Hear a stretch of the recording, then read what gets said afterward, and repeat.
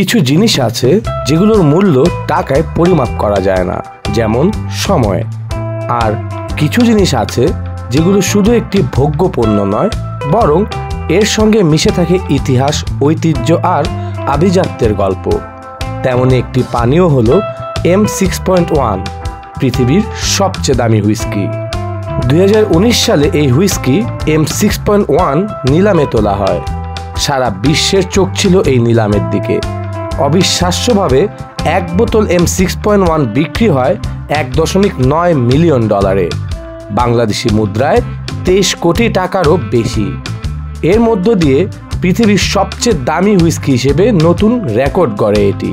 এখন প্রশ্ন উঠতে পারে, কি আছে এই হুইস্কিতে, কেন এটি এত মূল্যবান? জানতে হলে আমাদের ফিরে যেতে হবে আরও অতীতে, যেখানে হুইস্কি কেবল পানীয় হিসেবে বিবেচনা করা হয় না, গণ্য করা হয় একটি শিল্প হিসেবে। কল্পনা করুন স্কটল্যান্ডের এক শান্ত পাহাড়ি অঞ্চল, যেখানে 1953 সালে একটি ডিস্টিলারি শুরু করেছিল এক অনন্য যাত্রা।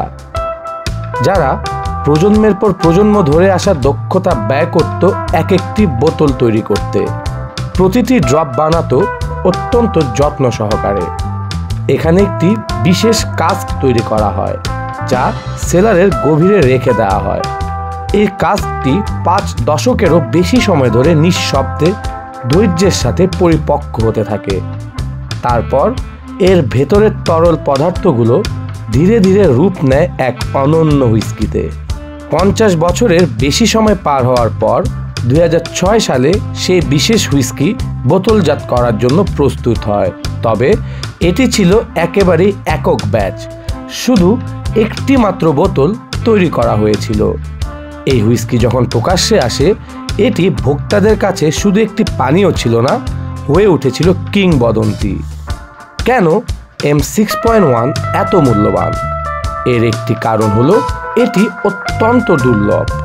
এর প্রতিটি ব্যাচে তৈরি হয় মাত্র একটি বোতল। এছাড়া এটি তৈরিতে অনন্য রেসিপি ব্যবহার করা হয়, আর এটি তৈরি হয় 5 দশকের বেশি সময় ধরে। বলা হয়ে থাকে এর প্রতিটি সিপে শোনা যায় সময়ের গুঞ্জন, অনুভব করা যায় মাস্টার ডিস্টিলারদের ধৈর্য আর দক্ষতার ছাপ। যারা এই হুইস্কি উপভোগ করেছেন তাদের মতে একটি অভূতপূর্ব অভিজ্ঞতা এনে দেয়।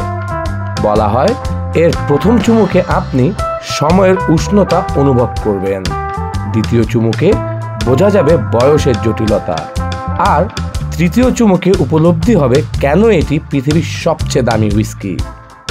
আর এ কারণেই M6.1কে শুধু একটি পানীয় হিসেবে নয়, গণ্য করা হয় ইতিহাস আর শিল্পের সমন্বিত প্রতীক হিসেবে।